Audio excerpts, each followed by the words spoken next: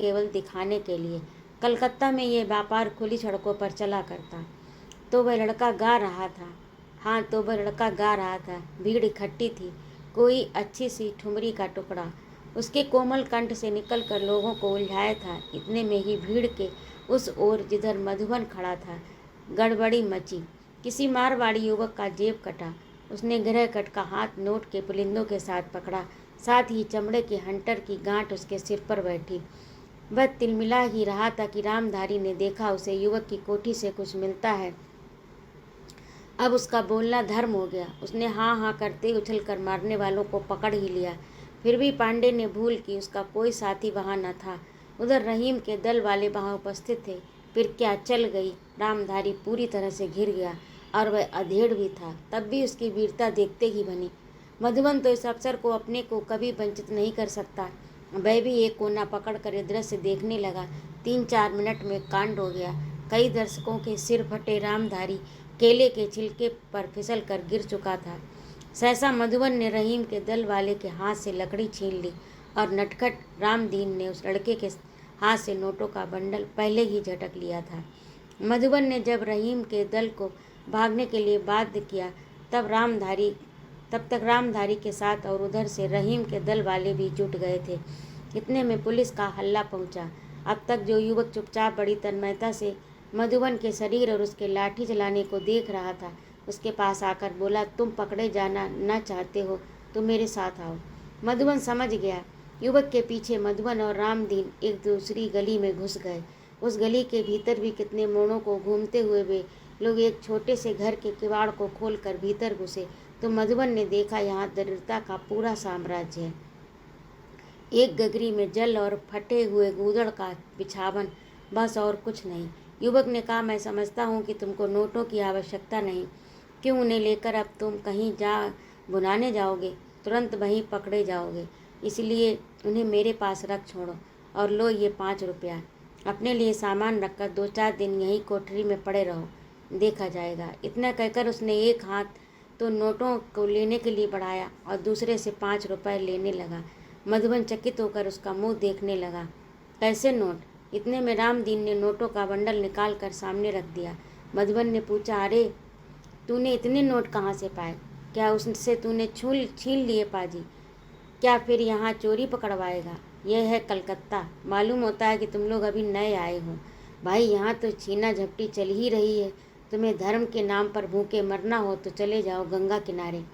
लाखों पर हाथ साफ करके सवेरे नहाने वाले किसी धार्मिक की दृष्टि पड़ जाएगी।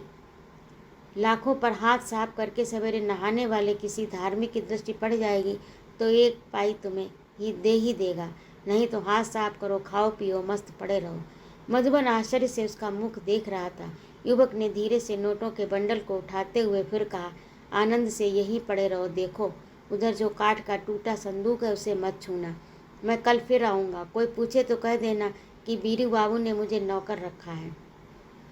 वह युवक फिर कुछ न कहकर चला गया। मधुबन हक्का बक्का सा स्थिर दृष्टि से उस भयानक की गंदी कोठरी को देखने लगा। उसका सिर घूम रहा था। वह किस भूल भुलैया में आ गया? इस किस नरक में जाने का द्वार है? यही वह बार बार अपने मन में पूछ रहा था। उसने परदेश में फिर वही मूर्खतापूर्ण कार्य क्यों किया जिसके कारण उसे घर छोड़कर इधर मुंह छिपाना पड़ा? मरता वह मुझे क्या जो दूसरे का झगड़ा मोल लेकर यहाँ भी वही भूल कर बैठा। धामपुर में एक बार जा चुका है। उसे अपने ऊपर भयानक क्रोध आया। उसके घाव भी ठंडे होकर दुख रहे थे। रामदीन भी सन्न हो गया। फिर भी उसका चंचल मस्तिष्क थोड़ी ही देर में काम करने लगा। उसने धीरे से 1 रुपया उठा लिया और उस घर के बाहर निकल गया। मधुबन अपनी उधेड़ वन में पड़ा हुआ अपने ऊपर झल्ला रहा था। रामदीन बाजार से पूरी मिठाई लेकर आया। उसने जब मधुबन के सामने खाना खाकर उसका हाथ पकड़कर हिलाया तब उसका ध्यान टूटा। भूख लगी थी, कुछ न खाकर वह खाने लगा। दोनों सो गए। रात कब बीती उन्हें मालूम नहीं। हारमोनियम का मधुर स्वर उनकी निद्रा का बाधक हुआ। मधुबन ने आँख खोलकर देखा कि उसी घर के आंगन में 6-7 युवक और बालक खड़े होकर मधुर स्वर से भीख मांगने वाला गाना आरंभ कर चुके हैं और बीरू बाबू उनके नायक की तरह गेरुआ कपड़ा सिर से बांधे बीच में खड़े हैं। मधुबन जैसे स्वप्न देख रहा था। उसका सम्मिलित गान बड़ा आकर्षक था वे धीरे धीरे बाहर हो गए। दो लड़कों के हाथ में गेरुए कपड़े का झोला था, एक गले में हारमोनियम डाले था, बाकी गा रहे थे। भिकमंगों का विचित्र दल अपने नित्य कर्म के लिए जब बाहर चला गया तब मधुबन अंगड़ाई ले उठ बैठा। आज सवेरे से बदली थी, पानी बरसने का रंग था। रामदीन सरसों का तेल लेकर मधुबन के शरीर में लगाने लगा। वह इस अनायासी अमीरी का आंख मूंद कर आनंद ले रहा था। वह जैसे एक नए संसार में आश्चर्य के साथ प्रवेश करने का उपक्रम कर रहा था। उसके जीवन की सुचेतना, जो उसे अभी तक प्रायः समझा बुझाकर चलने के लिए संकेत किया करती थी, इस आकस्मिक घटना से अपना स्थान छोड़ चुकी थी। जीवन के आदर्शवाद मस्तिष्क से निकलने की चिंता में दोपहर होने आया। वह आलसी की तरह बैठा रहा। बीरू बाबू का दल लौट आया। झोली में चावल और पैसे थे जो अलग कर दिए गए। बीरू पैसों को लेकर साग भाजी लेने चला गया और लोग भात बनाने में जुट गए। बड़ा सा चूल्हा दालान में जलने लगा। चावल धोते हुए ननी गोपाल ने कहा, बीरू आज भी मछली लाता है कि नहीं? भाई, आज 3 दिन हो गए। साग खाकर हारमोनियम गले में डाले गली गली नहीं घूमा जा सकता। क्यों रे सुरैन? सुरैन हंस पड़ा।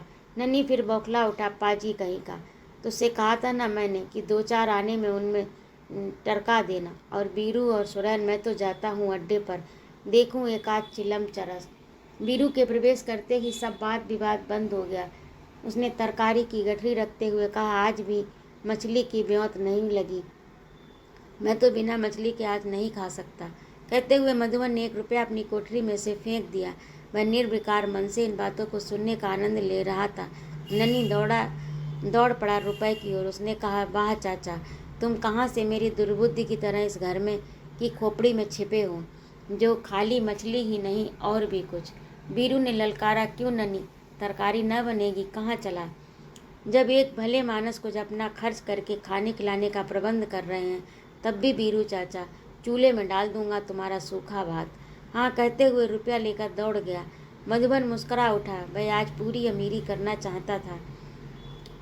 ठाट बाट से बीरू के दल की ज्योनार उस दिन हुई। भोजन करके सबको एक एक बीड़ा सौंफ, लौंग, पड़ा हुआ पान मिला। नारियल भी गुड़गुड़ाया जाने लगा। ताश भी निकला। मधुबन को बातों में ही मालूम हुआ कि उस घर में रहने वाले सब ठलुए बेकार हैं। इस दल से संयोजक है बीरू बाबू। उन्होंने परोपकार दृष्टि से ही इस दल का संगठन किया। उनकी आस्तिक बुद्धि बड़ी विलक्षण है। अपने दल के सामने जब वे व्याख्यान देते हैं तो सदा ही मनुस्मृति का उदाहरण देते हैं। जब अनायास अर्थात बिना किसी पुलिस के चक्कर में पड़े कोई दल का सदस्य अर्थ लाभ लेकर आता है तो ईश्वर को धन्यवाद देते हुए पवित्र धन समझते हैं। उसे ईश्वर की सहायता समझकर दरिद्रों के लिए अपने दल की आवश्यकता की पूर्ति के लिए व्यय करने में संकोच नहीं करते, चाहे वह किसी तरह से आया हो। उन्होंने स्कूल की सीमा पर खड़े होकर कॉलेज को दूर से ही नमस्कार किया था। तब भी वह व्याख्यान वाचस्पति थे, लेखक पुंगव थे। बंगाल की पत्रिकाओं में दरिद्र के लिए बराबर लेख लिखा करते थे। मधुबन की उदारता को संदेह की दृष्टि से देखते हुए उस दिन संघ के धन को मितव्ययिता से खर्च करने का उपदेश देते हुए जब अंत में कहा कि ईश्वर अपने दल की आवश्यकता पूर्ति के लिए व्यय करने में संकोच नहीं करते थे, चाहे वे किसी तरह से आया हो। उन्होंने स्कूल की सीमा पर खड़े होकर कॉलेज को दूर से ही नमस्कार किया था। वह तब भी व्याख्यान वाचस्पति थे, लेखक पुंगव थे। बंगाल की पत्रिकाओं में दरिद्र के लिए बराबर लेख लिखा करते थे। मधुबन की उदारता को संदेह की दृष्टि से देखते हुए उस दिन संघ के धन को मितव्ययिता से खर्च करने का उपदेश देते हुए जब अंत में कहा कि ईश्वर सबका निरीक्षण करता है, उसके पास एक एक दाने का हिसाब रहता है, तब झल्लाते हुए नन्ही ने कहा, अरे भाई, तुमने मनुष्यों को अच्छी तरह समझा लिया। क्या अब ईश्वर के लिए अपनी बुद्धि की लंगड़ी टांग अड़ा रहे हो? हम लोग हैं भूखे, सब तरह के अभावों से पीड़ित। पहले हम लोगों की आवश्यकता की पूर्ति होने दो। जब ईश्वर हमसे हिसाब मांगेंगे तब हम लोग भी उनसे समझ लेंगे। एक दिन मछली तो 7 एकादशी के बाद मिली, वह भी तुमसे देखा नहीं जाता। बीरू ने देखा कि बड़प्पन में बट्टा लगता है। उसने संभल कर हंसते हुए कहा, अरे तुम चिढ़ गए। अच्छा भाई, वही सही। अच्छी बात का प्रमाण यही है कि सबकी समझ में नहीं आती तो ठीक है। मधुबन चुपचाप इस विचित्र परिवार का दृश्य देख रहा था। उसके मन में समय समय पर निर्भय होकर निश्चिंत भाव से संसार यात्रा करते रहने का विचार घनीभूत होता जा रहा था। उसमें अन्य मनुष्यों से सहायता मिलने का लोभ भी छिपा था। वह मानसिक परालंबन की ओर ढुलक रहा था। मनुष्य को कुछ चाहिए, वह किसी तरह से आ रहा है, इस पर ध्यान देने की इच्छा नहीं रह गई। दूसरे दिन बीरू ने एक रिक्शा गाड़ी मधुबन के लिए खरीद दी। मधुबन रात को उसे लेकर निकलता। वह सरलता से 2-3 रुपए ले आने लगा। रामदीन उस दिल का सेवक बन गया। दिन को कोई काम न करके रात को निकलने में मधुबन को कोई असुविधा न थी। कुछ लोग भीख मांगते हुए, कुछ लोग अवसर मिलने पर रात को कुली का काम भी कर लेते। महीनों के भीतर ही एक रिक्शा और आ गई। अच्छी आय होने लगी। उस दल के उड़िया बंगाली युक्त प्रांतीय आनंद से एक में रहते थे। रात के 10 बजे थे। हावड़ा से चांदपाल घाट को जाने वाली सड़क पर मधुबन अपनी रिक्शा लिए धीरे धीरे चला जा रहा था। बैंड बजने वाले मड़ों पर खड़ा होकर गंगा की धारा की क्षण भर के लिए देखने का प्रयत्न करने लगा। इतने में एक स्त्री का हाथ पकड़े एक बाबू साहब लड़खड़ाती चाल से रिक्शा के सामने आकर खड़े हो गए। मधुबन रुककर आज्ञा की प्रतीक्षा करने लगा। दोनों ही मदिरा के नशे में झूम रहे थे। मधुबन ने पूछा, हावड़ा, तुम पूछ कर क्या करोगे? मैं जिधर चलता हूँ उधर चलो। क्या? मधुबन ने पूछा। बड़ा बकवादी है, तो फिर बैठ जाइए। दोनों रिक्शा पर बैठ गए। मधुबन उन्हें खींच ले चला। हाँ, मदोन्मत्त विलासी धनियों के लिए वह पशु बन गया। गंगा का स्पर्श करके आती हुई शीतल वायु धीरे धीरे बह रही थी। मधुबन रिक्शा खींचते हुए सोच रहा था, यदि मैं ना छिपता तो फांसी होती, और ना होगी कभी। मैं न पहचान लिया जाऊंगा। इसी पर कैसे विश्वास कर लूं? यह दुष्ट सब मनुष्यों का बोझ मैं गधों की तरह ढो रहा हूँ। मेरी शिक्षा, मेरा ये उन्नत हृदय सब कहाँ चला गया? क्या मैं छाती ऊंची करके दंड झेलने में असमर्थ था? और भय का वह पहला झोंक, उसी में मैना ने मुझे भगाने के लिए, हाँ मैना वह वैश्या, उसने मुझसे रुपए भी लिए और मुझे उस समय निकाल कर बाहर भी किया। मैं पापी था, अछूत था, पर वह चांदी के चमकीले टुकड़े, उनमें पाप कहाँ? धीरे से उन्हें वह रख आई और मुझे भगा दिया। रिक्शा पर बैठे बाबू साहब ने कहा, अरे बहुत धीरे धीरे चलता है। मधुबन अड़ियल टट्टू की तरह रुक गया। उसने कहा, तो बाबू साहब मैं घोड़ा नहीं हूँ, आप उतर कर चले जाइए।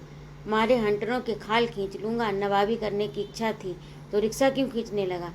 चल, तुझे दौड़ कर चलना होगा। अच्छा उतरो, नहीं तो। मधुबन को आगे कुछ करने से रोक कर उस स्त्री ने कहा, बड़ा हठी है, थोड़ी दूर तो हावड़ा का पुल है, वहीं तक चल।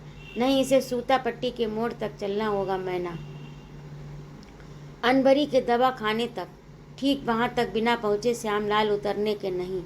मधुबन के शरीर में बिजली सी दौड़ गई। मैना और ये श्यामलाल, वही दंगल वाले बाबू श्यामलाल, यही कलकत्ता में। ठीक तो उसके क्रोध के कितने कांड एकत्र हो गए। वह अब अपने को रोक न सका। उसने रिक्शा छोड़ दी। वह झटके से पृथ्वी पर आ गिरा और मैना के साथ श्यामलाल भी। मैना भी गहरे नशे में थी। श्यामलाल का तो कहना ही क्या था। दोनों रिक्शा से लुढ़क कर नीचे आ गिरे। मधुबन की पशु प्रवृत्ति उत्तेजित हो उठी।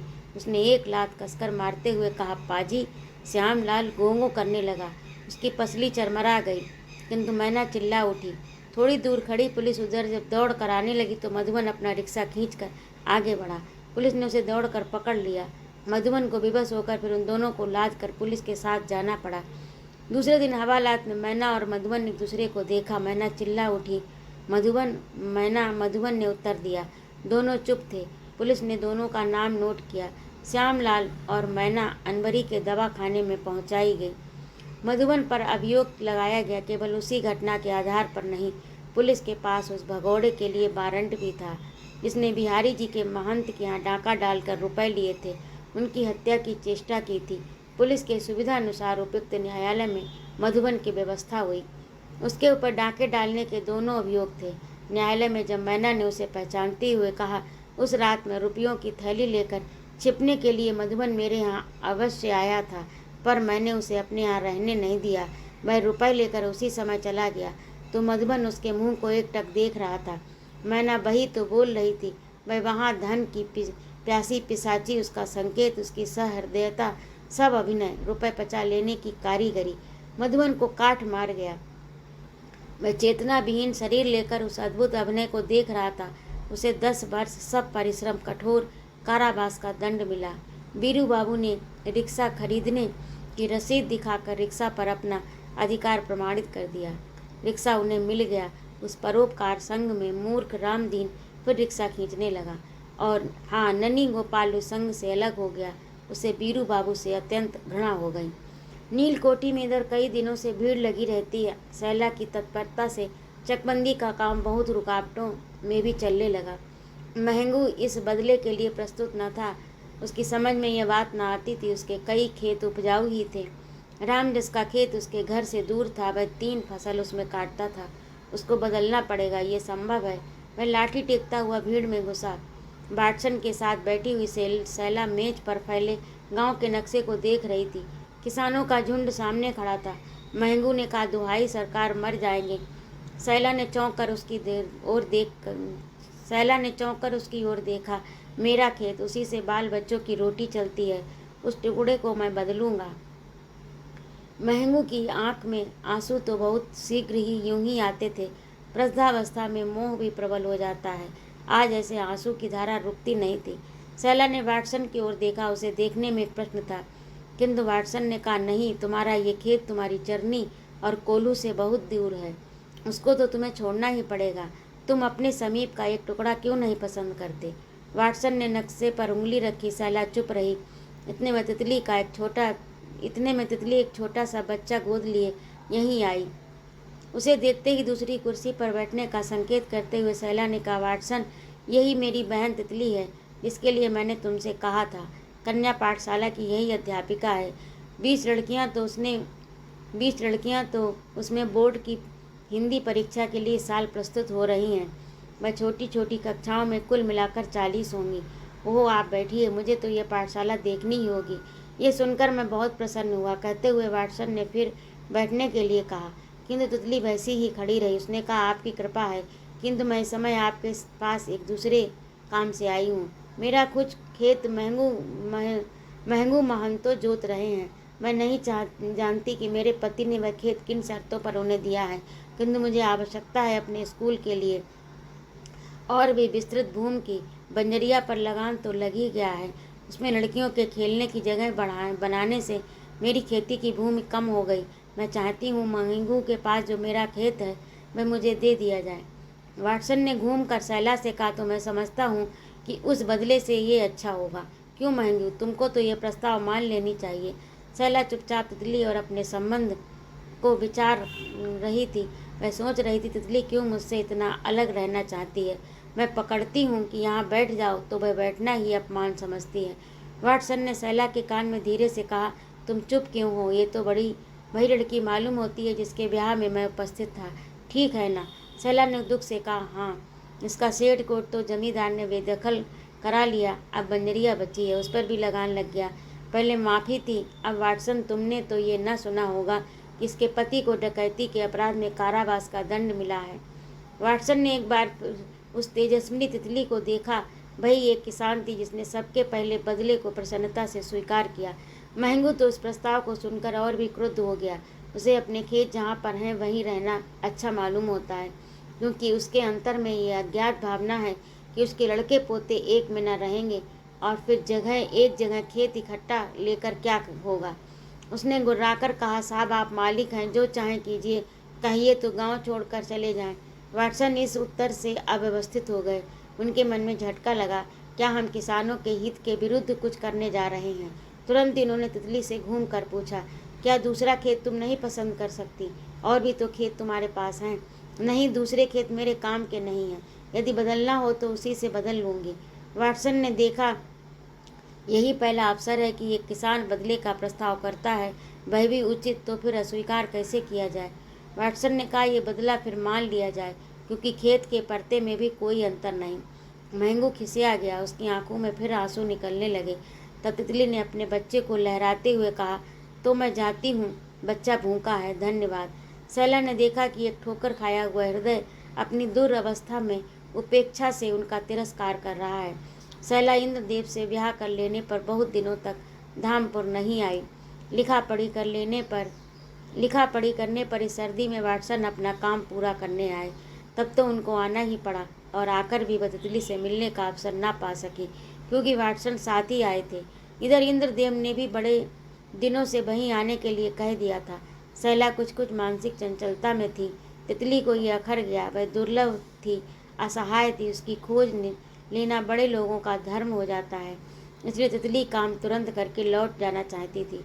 उसने जो वाक्य अपने जाने के लिए कहा वह भी सीधे सैला से नहीं। तब भी सैला कुर्सी से उठकर तितली के पास आई, उसका हाथ पकड़े हुए दूसरे कमरे में चली गई।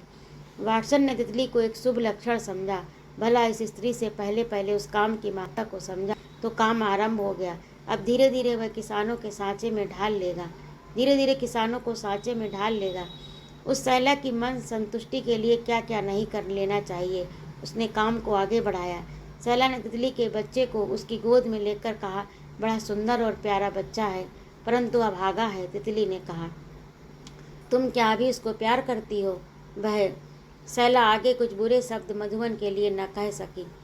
तितली ने कहा, वह डाकू, हत्यारा और चोर था या नहीं सो तो मैं नहीं कह सकती, क्योंकि 24 घंटे में साथ रही। फिर भी सैला वह कुछ भी न बोल सकी। उसकी आंखों से आंसू बहने लगे।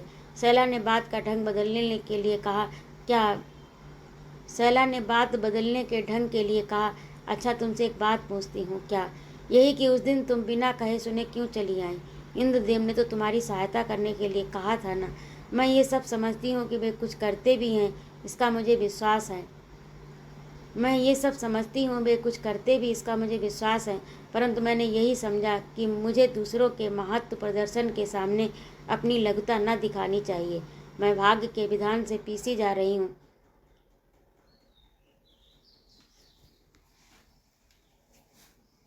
मैं भाग्य के विधान से पीसी जा रही हूँ, फिर उसमें तुमको तुम्हारे सुख से घसीट कर क्यों अपने दुख का दृश्य देखने के लिए बाध्य करूँ। मुझे अपनी शक्तियों पर अवलंब करके भयानक संसार से लड़ना अच्छा लगा। जितनी सुविधा उसने दी उसी की सीमा से लड़ूंगी अपने अस्तित्व के लिए। तुमको साल भर अब यहाँ आने का अवसर मिला है, तुमको साल भर पर यहाँ आने का अवसर मिला है, तो मेरे समीप जो है उसी को न मैं पकड़ सकूँगी। वह बंजरिया बेही थोड़े से वृक्ष और साधारण सी खेती। तब मुझे यहाँ पाठशाला चलानी पड़ी। जानती हो आज मेरे परिवार में कितने प्राणी हैं? दो तुम यहीं देख रही हो, राजो, मलिया और 3 छोटी छोटी अनाथ लड़कियाँ, जिनमें कोई भी 6 माह से अधिक बड़ी नहीं है, और अभी जेल से छूट कर आया हुआ रामजस, जिसके लिए न एक बित्ता भूमि न एक दाना अन्न का। 3 छोटी छोटी लड़कियां वे कहाँ से आ गईं? सैला ने आश्चर्य से पूछा। संसार भर में परम अछूत समाज की निर्दय महत्ता के काल्पनिक दम्भ का निदर्शन छिपाकर उत्पन्न किए जाने योग्य सृष्टि के बहुमूल्य प्राणी, जिन्हें उनकी माताएं भी छूने में पाप समझती हैं, व्यभिचार की संतान। सैला की आंखें जैसे बढ़ गईं। उसने तितली का हाथ पकड़कर कहा, बहन, तुम यथार्थ में बाबा जी की बेटी हो। तुम्हारा काम प्रशंसनीय है। यहाँ वाले क्या तुम्हारे काम से प्रसन्न हैं? हो ना हो मुझे उसकी चिंता नहीं। मैंने अपनी पाठशाला चलाने का दृढ़ निश्चय किया। कुछ लोगों ने लड़कियों के रख लेने का प्रवाद फैलाया, परंतु वे इसमें असफल रहे। मैं तो कहती हूँ, यदि सब लड़कियाँ पढ़ना बंद कर दें तो मैं साल भर में ही ऐसे कितनी ही छोटी सी अनाथ लड़कियाँ एकत्र कर लूँगी, जिनसे मेरी पाठशाला और खेती बारी बराबर चलती रहेगी। मैं इसे कन्या गुरुकुल बना दूँगी। तितली का मुँह उत्साह से दमकने लगा और सैला विमुग्ध होकर उसको मन ही मन सराहना कर रही थी। फिर सैला ने कहा, तितली, मेरी एक बात मानोगी? मैं इंद्रदेव के आने पर तुमको बुलाऊंगी। मैं चाहती हूँ कि तुम उनसे एक बार कहो कि मधुबन के लिए अपील करें। मुझे पहले ही सब लोगों ने यह समाचार नहीं मिलने दिया कि उनका मुकदमा चल रहा है, तो अब मैं दूसरों के उपकार का बोझ क्यों लूँ? मैं कदापि नहीं। बहन सैला, अब उसमें क्या धरा है? उनके यदि अपराध ना भी होंगे तो 4-6 बरस ब्रह्मा के दिन नहीं, आँच में तपकर सोना और भी शुद्ध हो जाएगा। कहकर तितली उठने लगी। तो फिर बात और मैं कह लूँ, बैठ जाओ। मैं कहती हूँ मेरे साथ आकर यहीं नील कोठी में काम करो। यहीं मैं बालिकाओं की पाठशाला भी अलग खुलवा दूंगी। तितली बैठी नहीं। उसने चलते चलते कहा, मुझे अपना दुख सुख अकेली भोग लेने दो। मैं द्वार द्वार पर सहायता के लिए घूम कर निराश हो चुकी हूँ। मुझे अपनी निस्सहायता और दरिद्रता का सुख लेने दो। मैं जानती हूँ कि तुम्हारे हृदय में मेरे लिए एक स्थान है, परंतु मैं नहीं चाहती कि मुझे कोई प्यार करे। मुझसे घृणा करो बहन। सैला आश्चर्य से देखती रह गई। तितली चली गई। दूसरी ओर से इंद्रदेव ने प्रवेश किया। सैला ने मीठी मुस्कान से उनका स्वागत किया। इसके कई दिन बाद बंजरिया की खपरेल में जब लड़कियां पढ़ रही थीं, तब उसी के पास एक छोटे से मिट्टी के टीले को काट कर ईंटें बन रही थीं। मलिया मिट्टी का लोंदा बनाकर सांचे में भर रही थी। रामजज उससे ईंटें निकालता जा रहा था। राजू एक मजूर से बैलों के लिए जोन्हारी का ढेका कटवा रही थी। सिरस से पेड़ में एक झूला पड़ा था, उसमें 3 भाग थे। छोटे छोटे निरीह शिशु उसमें पड़े हुए धूप खा रहे थे। तितली अपने बच्चों को गोद में लिए लड़कियों को पहाड़ा रटा रही थी। उसी समय वाटसन, सैला, इंद्रदेव वहाँ आए। वाटसन ने टाट पर बैठकर पढ़ती हुई लड़कियों को देखा। उनको देखते तितली उठ खड़ी हुई। अपने हाथ से बनाए हुए मोड़े लाकर लड़कियों ने रख दिए। सब लोगों के पास बैठने पर इंद्रदेव ने कहा, सैला, तुमने प्रबंध में इस पाठशाला की कोई व्यवस्था नहीं की। नहीं, यह सहायता लेना ही नहीं चाहती। क्यों? मैं नहीं कह सकती। सचमुच ये सराहनीय उद्योग है। वाटसन ने कहा, मुझे तो ये अद्भुत मालूम पड़ता है, बड़ा ही मधुर और प्रभावशाली भी। क्या तुम कोई सहायता नहीं लेना चाहती? मुझे कुछ बता सकती हो? आप उसे सुनकर क्या करेंगे? वह बात अच्छी न लगे तो मुझे और भी दुख होगा। आप लोगों की सहानुभूति ही मेरे लिए बड़ी भारी सहायता है। तितली ने सिर नीचा कर कृतज्ञ भाव से कहा, परंतु ऐसी अच्छी संस्था थोड़े से धनाभाव के कारण अच्छी तरह न चल सके तो बुरी बात है। मैं क्या इस